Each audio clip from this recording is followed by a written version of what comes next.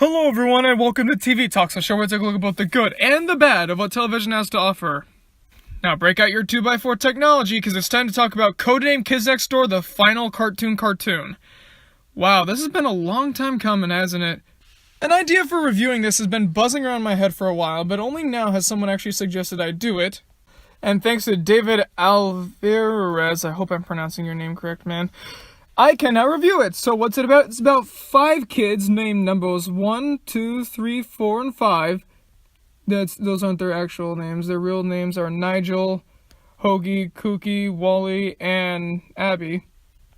But they live in a treehouse that is all decked out and futuristic, high-tech, that kind of stuff, but made from really simple, regular objects. And what were they? They are the kids next door. An adult-destroying, kid-liberating force stuff. So basically, they're just a bunch of kids that fight for kids' rights. And then, sooner or later, we find out that there's a galactic kids next door and a global kids next door and all this kind of stuff. And there's just this whole thing going on. So, yeah, it's basically about these kids that are trying to fight for other kids, making sure that adults don't oppress them. And the characters themselves are pretty good. Number 1 is the steadfast leader who gets a little too invested in his work. Number 2 is the really weird, kind of geeky gadget guy. Number 3 is the airhead and very, very innocent. Number 4 is a slow-witted but good-hearted tough guy. And then number 5 is basically Foxy Love from Drawn Together. And it's no coincidence that she's voiced by the same person, Cree Summers. The characters work well together, and although being archetypes, they certainly play with their roles a lot. Specifically with number 4 and number 1, they really push those to new levels. So it doesn't feel like they're using cliches, it feels like they're using them but taking them in new directions. And by the way, it's not number, it's numba, N-U-M-B-A-H, which I've learned actually when I was in 6th grade, not when I first saw the show in, kindergarten. So, what kind of things do they save kids from? Well, being stuck at snobby kids' birthday parties, the common cold, going to the dentist, that kind of stuff. At first.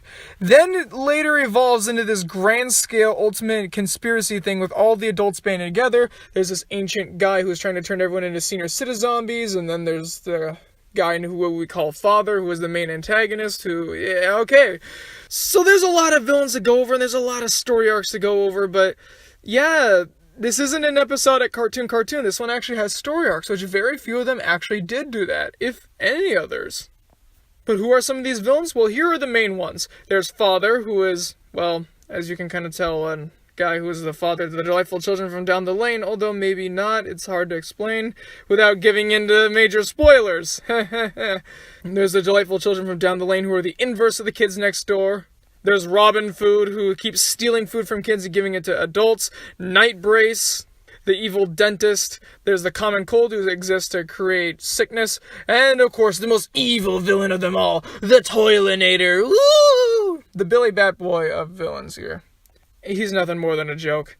And then, of course, there's also Professor Triple Extra Large, who is also kind of a joke, but he wasn't even really meant to be in the show. More on that later. I gotta say, though, the villains are actually way more interesting and way more exciting than the kids next door themselves. I mean, the K&D are great, but the villains are just so creative, and we get so many of them. We also get Sticky Beard the Pirate, who steals candy, Mr. Fizz, who's all about soda and all. There's Mr. Boss, who represents the office-working archetype that adults are known for. The Cat Lady, Soccer Mom, so many more. If I listed them all, we'd be here all day. And just about all of them are great. It's always exciting to see some of your favorites on there, some of my favorites are Father, Mr. Boss, and the Common Cold, and Night Brace. Those are my 4 favorites usually. Usually. They can be messed up sometimes. The show is very well written in the sense that, yes, it's definitely written from a kid's perspective, but it's written by an older guy, actually. He had a very big hand in this. His name is Mr. Warburton, and he definitely captures what it's like to be a kid. All those little things that you take a look at, dentists just exist to cause pain, or, those snobby kids just think they're better than everyone else. They take everything that a kid sees and then brings it to an action-packed James Bond-esque light. It's very creative and very inventive, and it's really fun to watch. Most every episode is filled with some sort of high-stakes, fun, action-packed thing. And yes, like I said, even some story arcs. Now, the story arcs are pretty brief most of the time, but there is one that is really important. And it's not so much of a story arc as it is a running theme that turns into a story arc. So in every season, the delightful children from down the lane have a birthday. So you can kind of expect that every single season is a year, only that would be kind of weird because they're like 10, and then if it was every season, they'd be 17, and you're supposed to be decommissioned when you're 13. It's hard to explain. But they have a birthday, and at these birthdays, they have the most delicious cake ever, but they never let anyone else try it. So the kids next door always have to apprehend it and bring it back. However, they never succeed in doing it. And then eventually just starts escalating to father trying to bait kids into a cake, or trying to wipe out all the ice cream in the world, or trying to get the KND to secretly smuggle them the cake, or what we get in the finale, which I will be talking about. They also have really strong continuity, like Chad turning evil, but maybe not. A lot of references to older episodes, and a lot of development on future things. You can tell they had a lot of passion and a lot of drive when it came to Kids Next Door. And it was a big hit. Everyone really liked it. I mean, this was the second of the two Cartoon Network big picks. So obviously they had a lot of stuff going into it. And to be honest, a lot of stuff on the line, because a lot of people were really anticipating this one, even more than Grim Adventures of Billy and Mandy. And, well, if this big pick didn't work, then that might have jeopardized the whole system. And also it would have really made the audience angry, because this one won in a long shot, for sure, landslide easily. But it proved to be great right off the bat, and it just kept building and building and getting better and better. There are only a couple episodes that aren't very good, but those ones that are bad aren't that bad, they're just not that good. It's a very consistent quality show with a lot of fun things. And how is it as an adult watching it? Because yes, I am an adult now, so how is it? It's actually better, because there's a few jokes in there that kids don't pick up on, like where babies come from. That end credit scene, I can't believe I never got that. And just kind of looking back, like, yeah, I did kind of look at the dentist like that, or yeah, I did kind of look at X thing like this.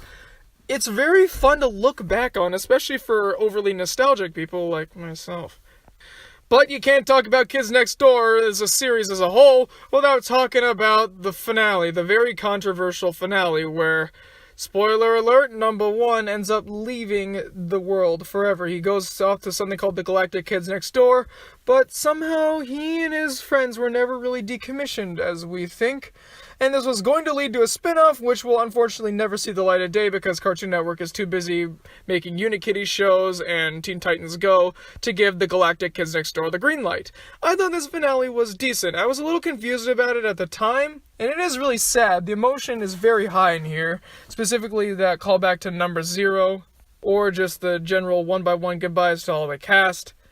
It's really sad, but it's a really good sad. It's a good moment to finish off the series. And it was very enjoyable. Codename Kids Next Door overall, I'd give it the Archibald Seal of approval, and I'm happy to do this because I haven't given this out in a long time. And that is Codename Kids Next Door. Tune in tomorrow for one that's been suggested a lot. And it's about time I get to it. Alright guys, here we go. Let's do this. Good night, everybody.